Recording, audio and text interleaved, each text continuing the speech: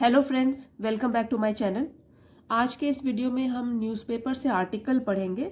और जैसा कि आप लोग जानते ही हो कि न्यूज़पेपर में एडवांस वोकैबलरी का यूज़ किया जाता है, तो बहुत सारे इसमें एडवांस्ड वोकैबलरी वाले वर्ड्स हैं। तो आपको करीब यही वाले आर्टिकल में ऑलमोस्ट 30 वर्ड्स, न्यू वर्ड्स सीखने को मिलेंगे। हो सकता है इनमें से एक आध आपको पहले से पता भी हो, बट ओवरऑल जो डिफ़िकल्ट वर्ड्स मैंने आपके लिए छांटे हैं वो है 30। उनकी लिस्ट बनाई हुई है और साथ में एक्सप्लेन करती रहूँगी। साथ में ये भी बताऊँगी कि जो सेंटेंस में उनका यूज़ है वो किसके फॉर्म में है, क्या वो नाउन की फॉर्म में है, एडजेक्टिव की फॉर्म में, वर्ब में, क्योंकि कई बार कन्फ्यूजन हो जाता है। तो जहाँ कन्फ्यूजन होगा वही वाला सेंटेंस आपको एक्सप्लेन करूँगी, अदरवाइज जो क्लियर होगा तो वो तो आपको समझ में आ ही जाएगा। तो वीडियो उन लोगों के लिए काफ़ी हेल्पफुल होने वाला है जो एडवांस वोकैबलरी सीखना चाहते हैं। तो आइए इसको शुरू करते हैं। बट 4-5 वर्ड्स आपको पढ़ के बता देती हूँ। हो सकता है आपने ये ना सुने हों या नए हों, इनका मीनिंग इतना आपको पता ना हो। जैसे कि कल्मिनेट, इसकी हेडिंग में ही दिया गया है कल्मिनेट। जैसे कि कोई चीज़ जो शुरू हो चुकी हो उसका समापन करना हो तो उसको बोलते हैं कल्मिनेट, मतलब खत्म करना, समापन करना उसका। और एंटिसिपेट, एंटिसिपेट होता है जैसे कि कुछ घटना होने वाली हो उसकी प्रत्याशा करना और फिर उसके लिए तैयार रहना। ट्रिब्यूट, श्रद्धांजलि। एसेंस, एसेंस क्या होता है? किसी चीज का सार या किसी चीज की विशेषता। तो ये तो बस 4-5 मैं आपको सिर्फ बता रही हूँ, अदरवाइज ये सारे के सारे हम न्यूज़पेपर आर्टिकल में पढ़ेंगे और हमको उनका कॉन्टेक्स्ट भी पता लग जाएगा किस तरीके से यूज किया गया है। तो आइए शुरू करते हैं बिना देरी के। तो हेडिंग है इस आर्टिकल की कि आज़ादी का Amrit Mahotsav to culminate with मेरी माटी मेरा देश कैंपेन। तो ये तो आप लोगों को पता ही होगा, आज़ादी का अमृत महोत्सव ये हमने शुरू किया था जब हम 75 ईयर्स कंप्लीट कर चुके थे इंडिपेंडेंस के, 75 ईयर्स ऑफ इंडियाज़ इंडिपेंडेंस। और तब हमने ये सेलिब्रेशन, ये समारोह शुरू किया था भारत की आज़ादी के 75 साल। फिर इसके लोगों को, इसकी संस्कृति को, जो भी उपलब्धियां हुई हैं हमारे देश में और इसके गौरवशाली इतिहास को सेलिब्रेट करने के लिए, मनाने के लिए भारत सरकार की तरफ से ये एक पहल की गई थी इस नाम से, आज़ादी का अमृत महोत्सव। बहुत सारे प्रोग्राम्स इसके अंदर कंडक्ट किए गए सालों, पूरे साल में।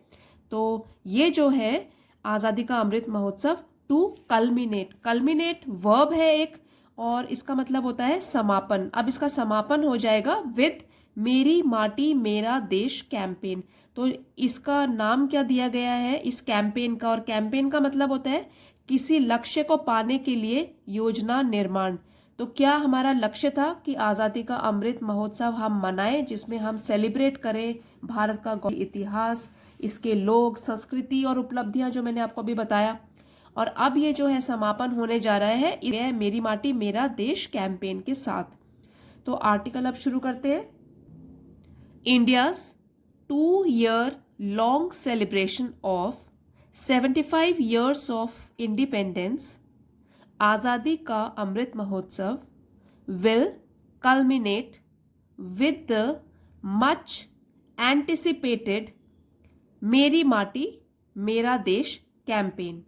अब जो इंडियाज है यहाँ अपोस्ट्रोफी लगा हुआ है तो ये मतलब बताता है कि इंडिया का के की इसका मतलब होता है कि इंडिया का, भारत का 2-year लॉन्ग सेलिब्रेशन, 2 साल लंबा जो उत्सव इन्होंने समारोह मनाया, 75 ईयर्स ऑफ इंडिपेंडेंस, 75 साल जो उसकी स्वतंत्रता को हो गए थे, और इस नाम से था वो आज़ादी का Amrit Mahotsav. Will culminate, culminate मैंने आपको भी बताया था यहाँ पे कि समापन होगा, विल है तो ये फ्यूचर टेंस में यूज किया जाता है, हेल्पिंग वर्ब है। तो कल्मिनेट, इसका समापन किया जाएगा विद द मच एंटिसिपेटेड मेरी माटी मेरा देश कैंपेन। तो एंटिसिपेटेड मतलब कि कुछ आगे घटने वाला है तो उसको उसके लिए तैयारी करना, ठीक है। तो मच एंटिसिपेट हो गया मतलब कि ये वाली जो कैंपेन है मतलब अभियान। तो मेरी माटी मेरा देश अभियान जिसकी हम तैयारी कर रहे हैं, मच एंटिसिपेटेड, तो ये वाला शुरू होगा और ये वाला खत्म होगा। तो this campaign to be held from 9th August to 30th August. ये जो कैंपेन है, ये अभियान है, टू बी हेल्ड जो कि आयोजित किया जाएगा 9th अगस्त से, मतलब कि 9th अगस्त से लेकर 30th अगस्त तक, aims to pay tribute to the courageous freedom fighters and inspirational men and women who actively participated in the nation's struggle for independence। अब ये लंबा सेंटेंस है, तोड़ तोड़ के इसके मीनिंग को जानते हैं पहले। तो दिस कैंपेन, ये अभियान जो कि आयोजित किया जाएगा 9 से 30 अगस्त तक, इसका जो एम है, इसका लक्ष्य जो है, AIIMS to pay tribute. To pay tribute का मतलब है श्रद्धांजलि अर्पित करना, ट्रिब्यूट श्रद्धांजलि अर्पित करना।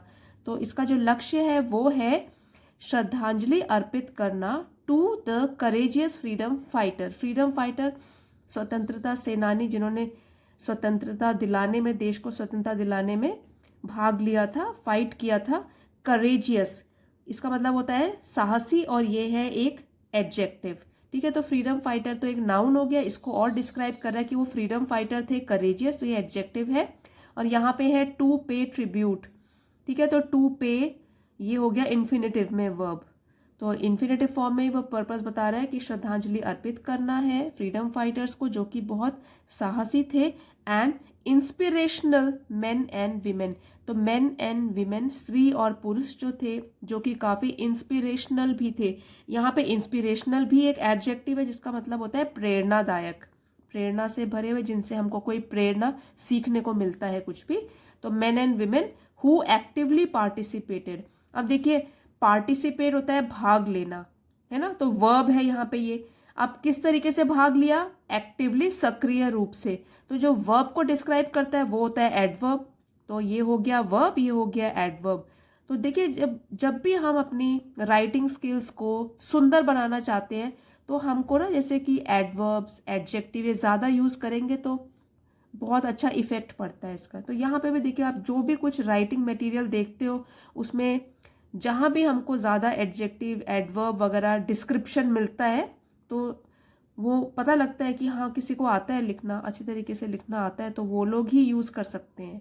ठीक है, तो एक्टिवली पार्टिसिपेटेड मतलब उन्होंने सक्रिय रूप से भाग लिया था in the Nations struggle for independence.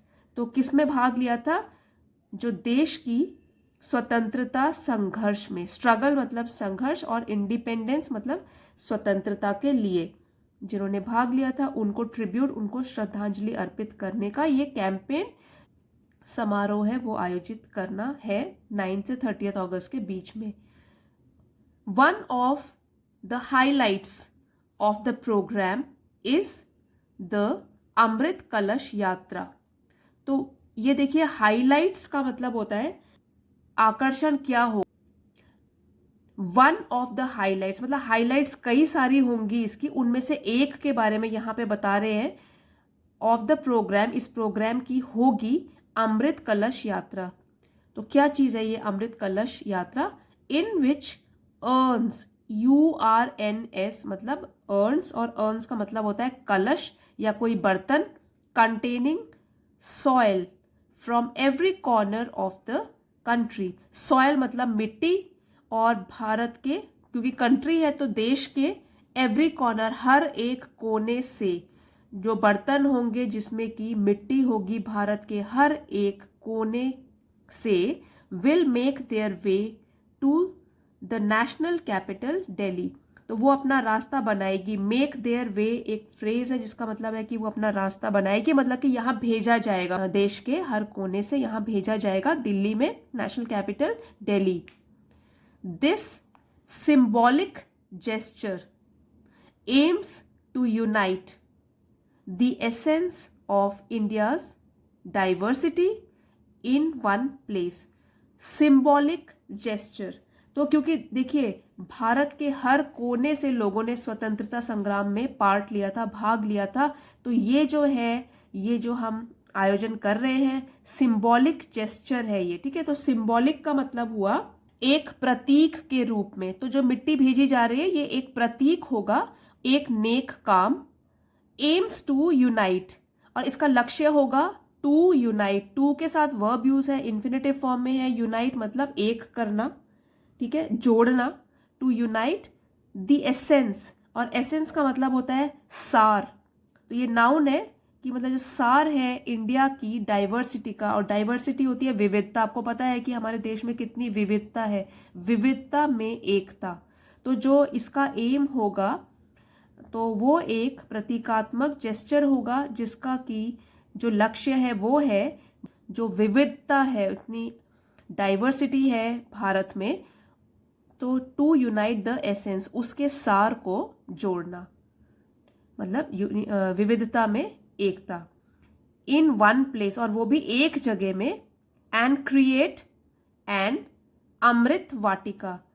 और क्रिएट का मतलब होता है निर्माण करना या रचना या बनाना, ठीक है। अमृत वाटिका बनाना एक ही जगह में, अ गार्डन ऑफ इमॉर्टल मेमोरीज। तो गार्डन एक बगीचा होगा, एक बाग होगा, और किस चीज का बाग होगा वो, यादों का। मेमोरी मतलब याद, और इमॉर्टल का मतलब होता है जो अमर हो, जो कभी ना मरे, ठीक है। तो मेमोरीज जो कि हमेशा ताज़ा रहेंगी हमारी सबकी यादों में। तो एक गार्डन क्रिएट करेंगे, एक बाग जो कि यादों से ताज़ा रहेगा सदा के लिए, ठीक है। इमॉर्टल मतलब अमर रहेगा। रिप्रेजेंटिंग, इट मीन्स प्रतिनिधित्व करना, ठीक है। रिप्रेजेंटिंग द स्पिरिट, और स्पिरिट होता है जोश, ऑफ एक भारत श्रेष्ठ भारत। तो जो कि प्रतिनिधित्व करेगा इस जोश का, इस स्पिरिट का, एक भारत श्रेष्ठ भारत का। To facilitate engagement and awareness. Facilitate एक वर्ब है, इसका मतलब होता है किसी बात को या किसी चीज को आसान बनाना, मतलब यही वाले जो काम है इसको आसान बनाने के लिए to facilitate engagement and awareness. Engagement मतलब जुड़ाव, और अवेयरनेस हो गया जागरूकता। तो इसके प्रति जागरूकता और जुड़ाव को फैसिलिटेट करने के लिए या बढ़ाने के लिए, आसान बनाने के लिए, अ डेडिकेटेड पोर्टल। डेडिकेटेड का मतलब होता है समर्पित, और पोर्टल हो गया हमारी वेबसाइट। तो ये वाली वेबसाइट का नाम है वो मेरी माटी मेरा देश .gov.in। तो ये एक डेडिकेटेड पोर्टल खोला गया है इस नाम से, मतलब ये वाला जो पोर्टल है, वेबसाइट है, ये समर्पित है इसके लिए कि हमको लोगों को अवेयर करना है, जागरूक करना है इसके बारे में। हैज़ बीन लॉन्च्ड, तो लॉन्च का मतलब हुआ आरंभ करना या इसको फील्ड में उतारना। तो ये वाली जो है पोर्टल, ये लॉन्च किया गया है, इसको उतारा गया है, इसको प्रारंभ किया गया है। तो फ्रेंड्स, आई होप आपको ये वाला जो आर्टिकल है ये समझ आया होगा। आपने काफ़ी सारे इसमें नए वर्ड मीनिंग्स जो कि एडवांस लेवल वोकैबलरी है वो सीखी होगी। तो अगर आपको इसका PDF चाहिए, आप प्लीज़ कमेंट करके बताएंगे तो ही मैं अपने टेलीग्राम चैनल पे इसको डाल दूंगी along with the word meanings. Word meaning के साथ आर्टिकल तो दूंगी, वर्ड मीनिंग भी चाहिए तो आप कमेंट करके बता सकते हैं। पूरा का पूरा आर्टिकल वर्ड मीनिंग के साथ मैं उसमें पोस्ट कर दूंगी। और अगर वीडियो आपको पसंद आया है, please don't forget to like, share and subscribe. मिलते हैं अगले वीडियो में। Thank you everybody for watching and happy Independence Day to all.